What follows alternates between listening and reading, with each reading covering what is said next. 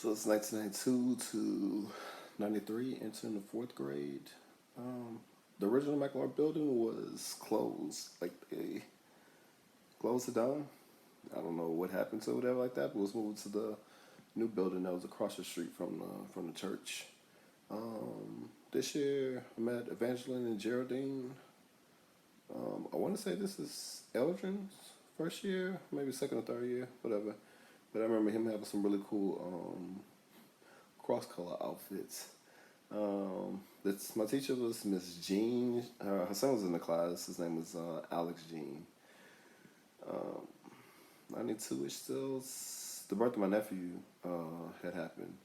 I remember us being at Petro Bowl Alley, and Kendra felt some type of a pain. Maybe her water broke or whatever. And I want to say it was that day or a few days later. She ended up going to the hospital to have my nephew Devin, and I remember I was like so excited. I was like, man, I gotta call somebody, you know. And ended up calling Byron from the hospital phone to tell him I just had a nephew, and yeah, uh, my my dad tried their best like to get me to go see Malcolm X this year.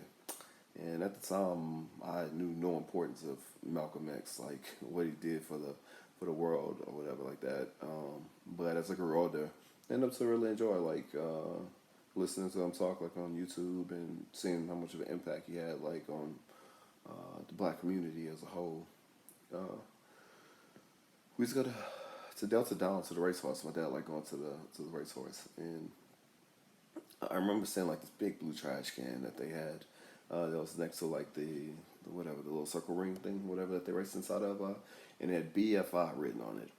And so, some odd reason, I still do this till today. B is the second letter, F the sixth letter, and I is the ninth letter. So when my dad had asked me to pick three horses for like the trifecta thing, that was like immediately pow. Like I said 269, and he went bet, and I actually ended up coming in that exact order for the trifecta. I don't know exactly how much it paid, but my daddy gave me like $200. I want to say pretty good for a kid that's like 10 years old or whatever. And I remember buying a punching bag, a huge punching bag that my dad had set up inside the wash house. He had hung it up on the beams at the top, and bought some Sugar Ray Leonard gloves. And yeah, I was just going inside that hot wash house and just punch it all day. For Christmas, bought something else. So we're looking inside the Sears catalog, and which was, I mean, there was no Amazon or anything like that to search for stuff. You just got this big thick Sears catalog, and you went through it. And my parents would give me like $200 or whatever, and you just add and subtract like things you want. And it'd be like if it's too much, I'll subtract that off of it so I can get like more toys, whatever like that. But we're seeing this brand called Hutch, and it was like this football outfit, whatever like that. And I love the Raiders. Ray and Kenneth, they love the 49ers. I think Kenneth only loved it because Ray loved the 49ers. Kenneth was a huge New York Giants fan, whatever like that. But they ended up getting the same outfits. And my sister was like, those things are gonna look really cheap. And inside of our head, we thought like, man, this thing's gonna look like just like the guys on the field, you know. And we got them. And they was pretty freaking cheap looking, like plastic, like all the way through. And I just remember putting it on, you know, called them up. I was like, man, we're about to run a football game inside our Hutch outfits. And yeah, it couldn't fit my head. My head was huge. My head's still huge, but I mean, like, it was even huge. It was still huge as like a kid. And I went and knocked on their door, and yeah, we would go play football inside of our little outfits. Uh, that's can't get the exact date, but I want to say it was during that spring. My mother came pick up my sister and I, and she told us we had like really bad. She had like really bad news, whatever.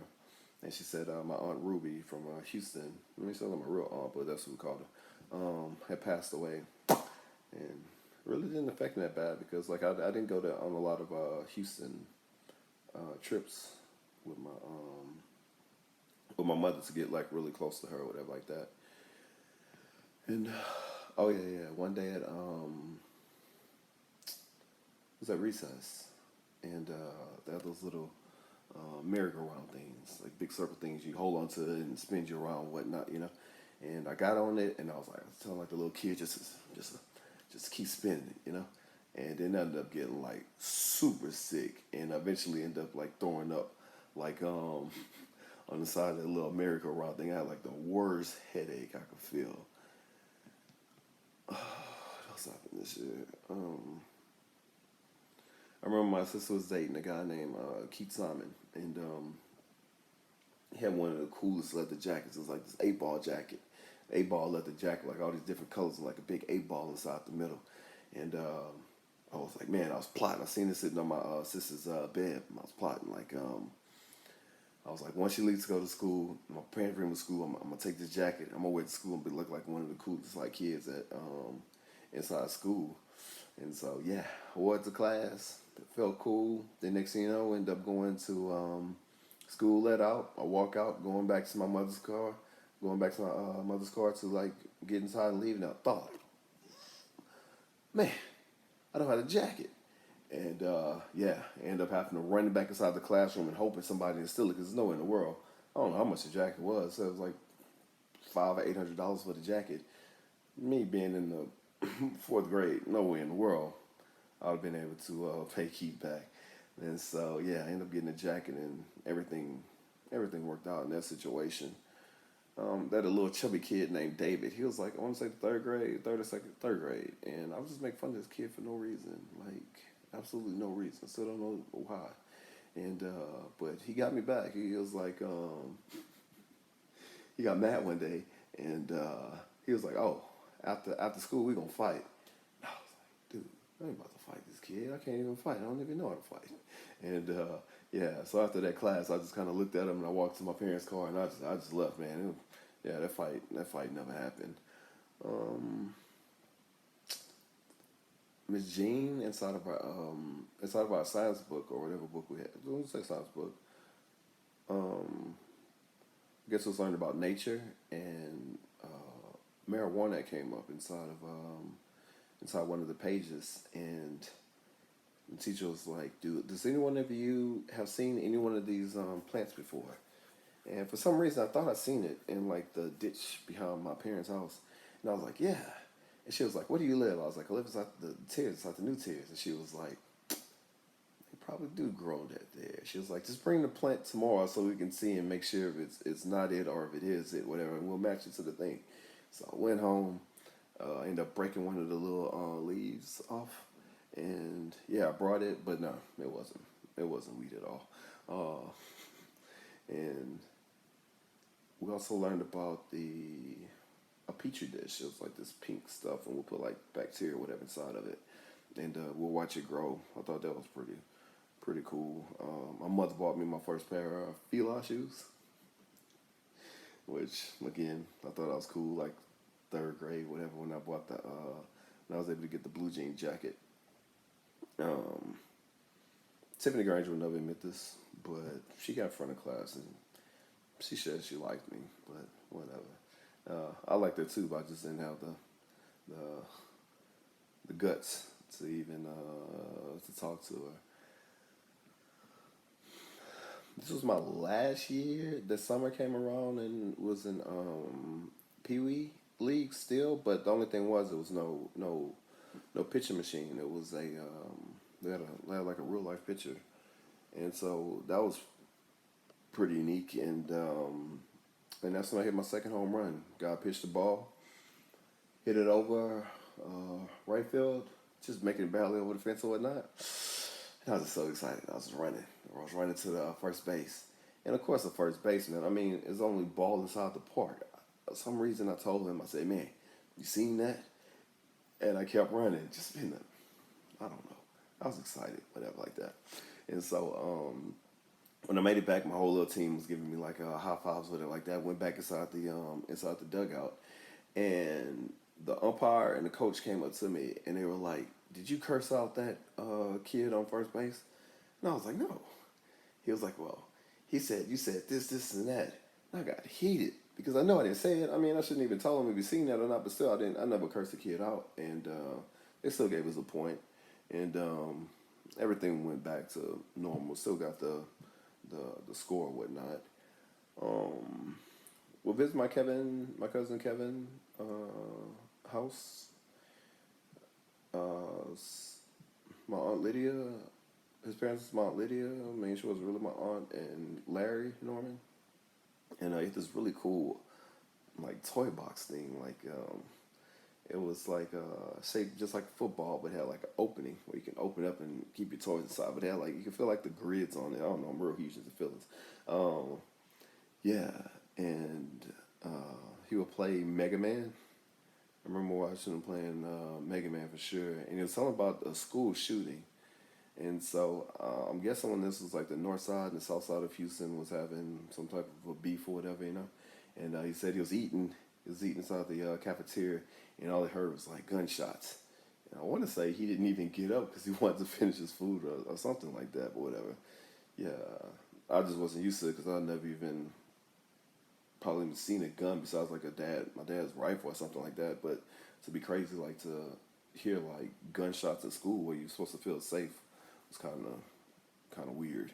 Um, I remember having this huge screen TV, but it was like a projection. It was like this, uh, like red, green, and blue, and it shined upon the screen. It like took up like almost a whole wall, and then like this bar, like a real life bar, like you see like a fancy place or something like that. And that's people super rich to me. Um, yeah, not a pretty cool house. Very, very 80s like. I remember Kevin's dad, Larry, that asked me, he says, would you like to go to an Orioles games this summer? And I was such a Raiders fan. I was like, are they playing the Raiders? He was like, no, I can see who they're playing, but I don't think it's the Raiders. I should have took it, man. That would have been a great experience to see a live football game. But yeah, that never happened. Um, that summer, Barnes' cousin RJ, Randy Biagas, we were just being kids, like throwing rocks, whatever like that. And he threw a rock and accidentally hit my parents' back glass door and shattered. And Byron had nothing to do with this, you know. It was RJ missing the point, missing the target, and so we took it out on Byron. So one day, Ray and I just went and we filled up the trash can with water. We put like the hose. We put the hose inside the trash can, filled that up. Then we sucked the hose through like the dryer outlet, ran water through that, so the water got inside of like their kitchen or whatnot. We threw like mud on like they had a big carpet they were drying on like their barn had a swing set inside the backyard, and just being dumb kids. I remember it was Ray, Kenneth, and I, and we're all three supposed to go, but Kenneth was like, "I'm gonna just sit back and I'm gonna play with Pete. Y'all go do whatever y'all want to do, you know." And so we go there, cause the havoc, we come back inside. My sister's Rochelle, she's like, y'all should really go let that water out. Somehow it's gonna lead back to y'all. I was like, nah, it'll never lead back to us, and he deserves this because his cousin broke a glass. And sure enough, Miss Biagas come knock on the door, and she's like, do y'all know anything about the water being filled inside of the house? And yeah, I gave up everybody. Like never in your life do a crime with me. I was like, yeah, it was Ray, and Kenneth. We filled up the water, and this, and that. And so I went to go knock on Ray and Kenneth door. I was like, man, she caught us, man. We busted. Yeah. So I think we ended up just paying like the water bill. I got punished. Ray and Kenneth got punished. Kenneth should have never got punished because he sat there and played with Pete, but he still caught the whipping, I guess, for being like an accomplice to the crime or whatnot. Um, I want to say this year. I mean, he would know for sure that Keith had ended up going to my sister's boyfriend Keith had ended up going to jail because he left back his Madden game, and I want to say it's like for the Super Nintendo, for the Sega Genesis, whatever like that. And Ray, Ken, and I we would just play this game like every single day. All we was hoping was that maybe he forgot, maybe he'll never return. He never returned to get his game. So I end up being like a fan of Madden. Not a huge fan, but like every single year after that, I will buy like that year's Madden because we'll do like the HB toss. We play like the Dallas Cowboys like 90% of the time. Do like the HB toss, do the Hail Mary passes, whatever. Yeah, but that was pretty much my year.